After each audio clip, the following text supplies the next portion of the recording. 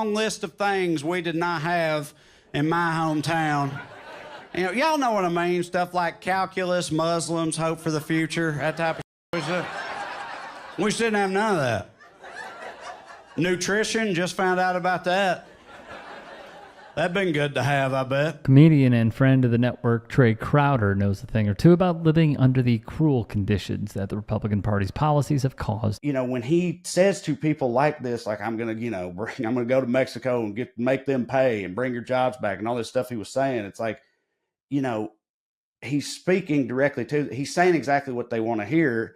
And I understand why they want to believe that stuff. It's just, even then at the time, I was like, but I don't get why they do believe it coming from this guy. Like, he's so clearly incapable of delivering on any of those promises. And also he hates and is disgusted by these people, and he's completely full of shit. So I don't know why they are on board with it, but I do get why they want to believe it. And how the Republican Party, especially since the rise of Donald Trump and his unique flavor of fascism disguised as populism, has continued to lie, to exploit the same people who voted them into those positions of power and deserve to be living under better conditions. At this point, I just feel like they're too dug in, they're too committed. It's too much about like owning the libs, and it's like sports and pro wrestling all wrapped up in one. It's their team and they want their team to win, and it's just all gotten super muddied and everything else. The team sports and WWE attitude Trae is talking about speaks to one of the biggest flaws of our political system, and is sadly a feature of its design, not a flaw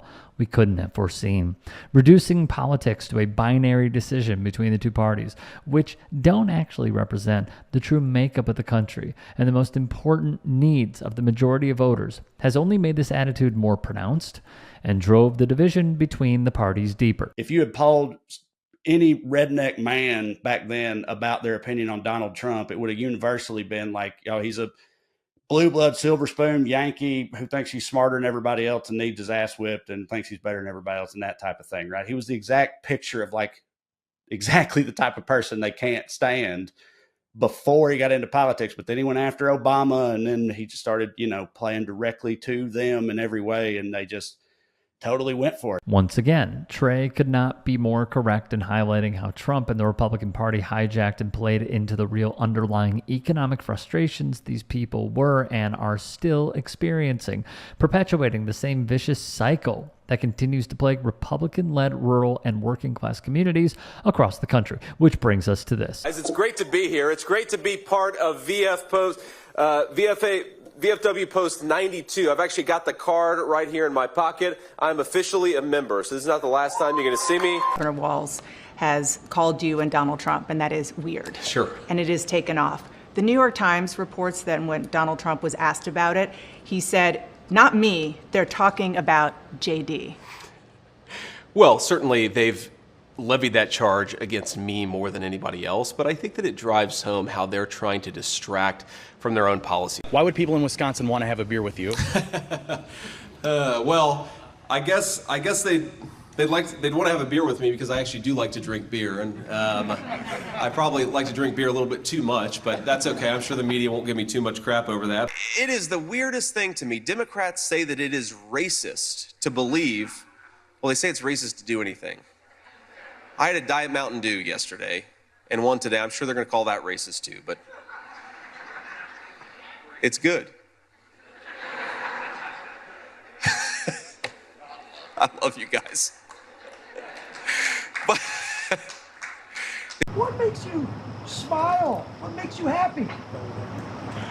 well, I smile at a lot of things, including bogus questions from the media, man. I mean, look, I think if you watch a full speech that I give, I actually am having a good time out here and I'm enjoying this. But look, sometimes you got to take the good with the bad. The slimeball himself, JD Vance. If you told me when I was a kid that one day a white trash hillbilly would have a shot at the White House, I would have been like, what, like with a potato gun? You're like, no, as the vice president. Wow, that's incredible. Please tell me more about this hero. What was he, a man of the people, civil rights attorney? No, an Ivy League educated venture capitalist who first rose to fame by selling us all out. Oh, well, that's disappointing. He also made headlines in 2016 by comparing Trump to Hitler. That's right, I know it's hard to believe, but turns out Trump's VP pick is a Machiavellian sycophant with less integrity than a Boeing 737. A lapdog to billionaire Peter Thiel and one of the biggest allies to the depraved, ultra-wealthy tech business and finance leaders funding Trump's campaign, JD Vance is serving only one purpose to Donald Trump: access to his network and the hundreds of millions of dollars that can flow into his campaign from them. Vance is your typical ambitious, power-hungry, sleazy politician who will do anything to keep moving up the ladder. And he's smart enough to know that the only way to do so, as of now, is through Donald Trump. He also brought his wife to my comedy show, and they hung out after. That's right, I saw you loving all that woke, JD. You know you loved it. That's right, that's actually true, y'all. He came to my show. We hung out afterwards at the bar, drunk beers. You know what we talked about? This is all we talked about. All we talked about was the existential threat we agreed Donald Trump posed to this country. That's all we talked about. So while I was not charmed by the man, in fact, it was like pounding beers with a spreadsheet, I did leave there thinking at least there's some sane Republicans left. Case in point. But Trae is far from done in exposing JD Vance for the fraud he is. I got around to his book. I was like, how did this book capture the hearts of the intelligentsia? Turns out it's because that book's whole message is, hey, you know how y'all think my people are a bunch of worthless pieces of with nothing to offer society? Well, you're right. You're totally right. We suck. We suck, but not me. Please accept me. I'm different. I once got paddled by a tycoon son in Connecticut. Accept me, please. And they did. They did. And that's when my opinion of him started to change, you know, because me and JD, we have stuff in common. White trash, pillbilly mamas, higher education got out, all that. But see, I don't hate my people, though. I don't. I'd sooner throw it all away than line my pockets with predatory payday loan or big pill profits, okay? I love my people. I understand that my people struggle not due to some inborn cultural affliction, but due to the capricious malice of the masters that he now serves, all right? And that's the crux of why Vance is so dangerous. He doesn't care about anyone but himself and is willing to go to any length to improve his status and image, even if that means spitting on hundreds of thousands of people in the process. Dude, I feel like he's like Ohio's Ted Cruz. It's like, I know he he won an election up there, but even people there don't like him. You know what I mean? He calls himself, he's like, acts like he's a hillbilly, but Silicon Valley at the same time, and they both think that he sucks. You know what I mean? It's like, I know it's a hell of a thing for the liberal redneck to say, but see, both of those types like me. See, I'm different. I'm funny and stuff. It's not the same thing. If you can, please support Trae Crowder directly by going to one of his live shows when he comes to a town near you, and be sure to drop him a follow at the links in the description box below. He does amazing work, and his perspective is needed now more than ever.